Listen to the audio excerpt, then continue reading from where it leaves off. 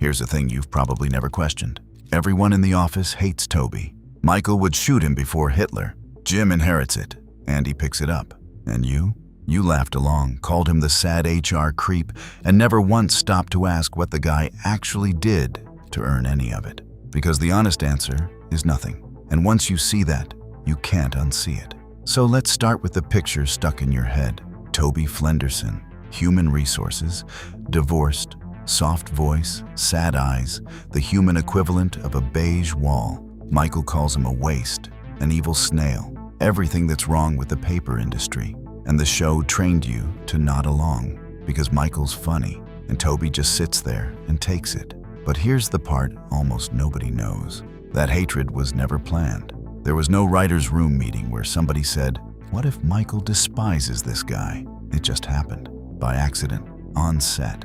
The very first Toby scene, Paul Lieberstein, who's actually a writer on the show, walks into Michael's office to sign a birthday card. That's the whole bit. But it takes him a few seconds to physically write it. And Steve Carell later said that in those few seconds, he just felt this hatred well up inside him, out of nowhere. No motive, no backstory. A man took a little too long signing a card, and a whole character was born out of pure, irrational contempt.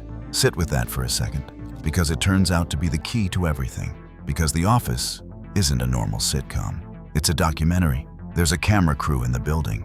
And for 7 seasons, the loudest, most magnetic voice in that place belongs to one man, Michael Scott. Whatever Michael feels, the room feels. When Michael decides someone's fun, they're fun. And when Michael decides someone's the enemy, watch what happens. Jim starts rolling his eyes at Toby. Andy picks it up the second he's boss. Even the higher-ups at corporate treat HR like a disease. You caught it too, like a cold going around the office. You didn't arrive at hating Toby on your own. You caught it from a narrator who never had a reason in the first place. So let's do what the show never does. Let's actually look at what Toby does. Accusation number 1. He's the fun police, the guy who kills every good time. Michael's own words, his job is to make the office fun, and Toby's job is to make it lame. Okay, but go back and look at what Toby is actually ruining. It's Michael's misconduct. It's the harassment stuff. It's a grown man trying to run a workplace, like it's his personal stage, while a room full of people just want to do their jobs and go home. Toby isn't killing fun. Toby is the one adult in the building making sure nobody gets hurt on Michael's watch. That's not a buzzkill. That's the only working safety rail in the entire branch. And the reward for holding that rail is getting called a monster to his face. Accusation number 2. He's a sad, pathetic loser. And this one is almost funny once you know the facts. Toby has a master's degree in social work from Temple University.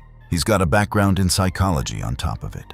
In a building full of people who peaked at a regional paper company, Toby is quietly one of the most educated, most self-aware people in the room. He even has a whole inner life nobody bothers to notice. In one episode, he mentions he'd love to launch a true crime podcast. Small, harmless, a little nerdy, the kind of thing a real person actually has. And here's the part that should stop you cold. Toby has the power to end Michael. He reports to corporate, not to Michael. One documented complaint about the threats, the framing, the constant abuse, and Michael's career is finished.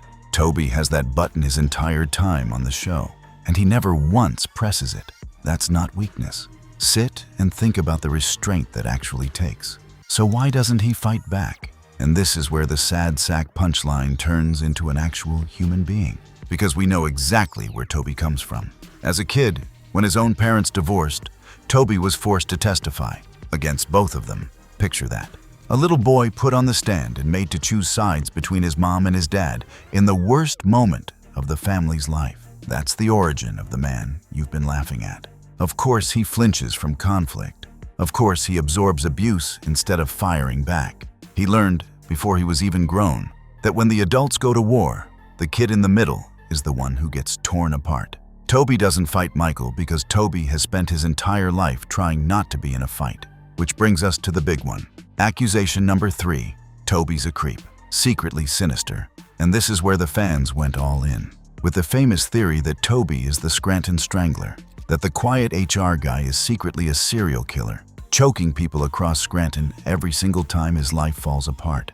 And look, it's a fun theory. But stop and ask why it even exists. Fans built an entire murder case around this man. They needed him to be a killer. And here's the question that theory accidentally answers. Why? Why does a soft-spoken, harmless HR rep need to secretly be a strangler? Because deep down, everyone could feel it. The hatred the show pours on Toby doesn't match anything Toby actually does. The math doesn't add up, so people invented crimes to make it balance. Even Lieberstein himself shot the theory down. Said the simplest answer is usually the true one. The convicted man did it, and Toby is just a guy. That theory isn't proof Toby's a villain.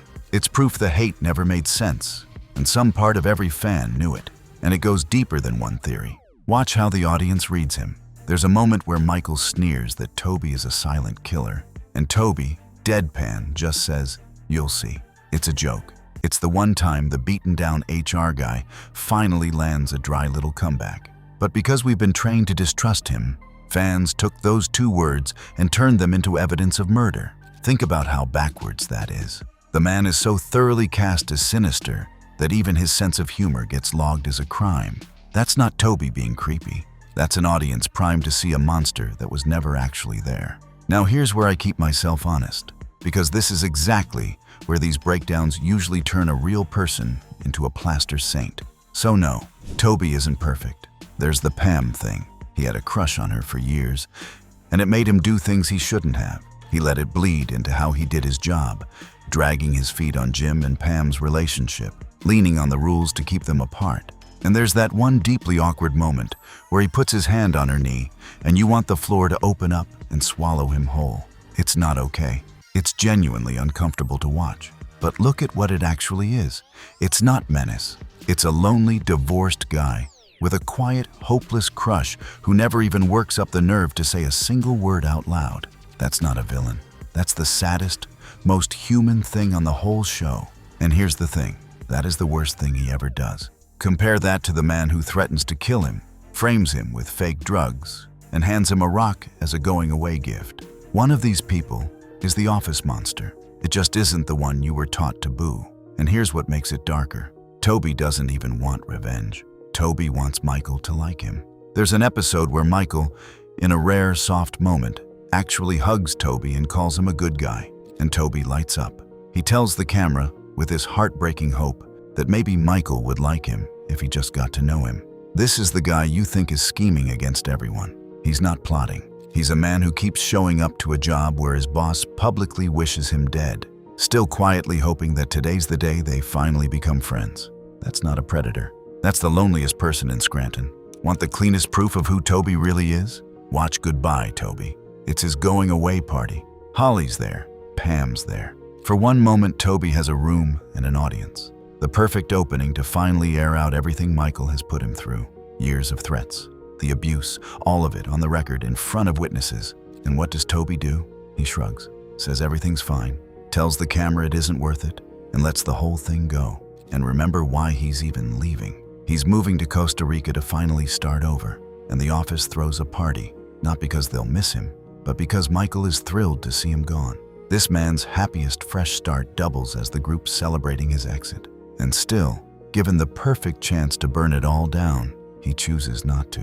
One man spends years being cruel for no reason at all. The other is handed the perfect weapon and quietly refuses to pick it up. And somehow, you were rooting for the guy with the rock. And here's the moment that flips the whole thing. Season 7. Michael and Toby get stuck in mandatory counseling sessions together. And even there, with Michael firing insults the entire time, Toby actually tries to help him. Genuinely. He does the job. He does it well. And for once, just once, Michael lets him. He drops the act and talks to Toby like a human being. Because when you take the audience away, when it's just 2 men in a room and nobody's performing for the camera, there's nothing left to hate. There never was. The hatred only exists when Michael's on stage and everybody's watching. Strip the show down to Toby alone, and all you've got is a decent, tired, overqualified man doing a thankless job, raising a daughter on his own, and swallowing abuse he had every right to end. And if you want to know where that abuse really comes from, look at Michael, not Toby. Michael's own dad walked out when he was a kid. And who's the one man Michael can't stop mocking for being divorced? For being a single father? For for having a broken family. Toby. Michael isn't really seeing Toby at all. He's seeing the thing he's most afraid of becoming, sitting 3 desks away in a cardigan. The hatred was never about the guy in human resources. It was about the wound Michael never dealt with, aimed at the safest possible target. And you want the clearest sign of how irrational this really is?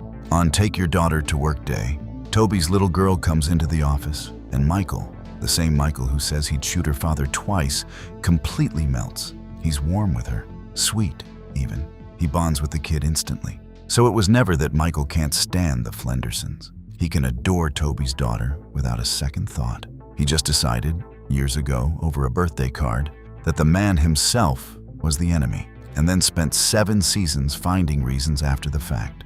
The kindness was always available. Toby just never got any of it. So here's the whole thing. The gap between the Toby everyone mocks and the Toby who's actually on the screen comes down to one question, the same question running underneath this entire show. Who's telling the story?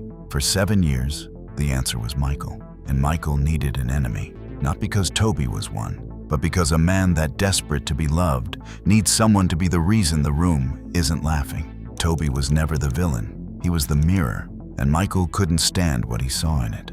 Once you notice that, you'll never watch a single "Why are you the way that you are" the same way again. You won't hear a punchline anymore. You'll just hear a lonely man screaming at a guy whose only crime was holding up a reflection. There's a whole office full of people we've got wrong. Subscribe, and let's keep setting the record straight.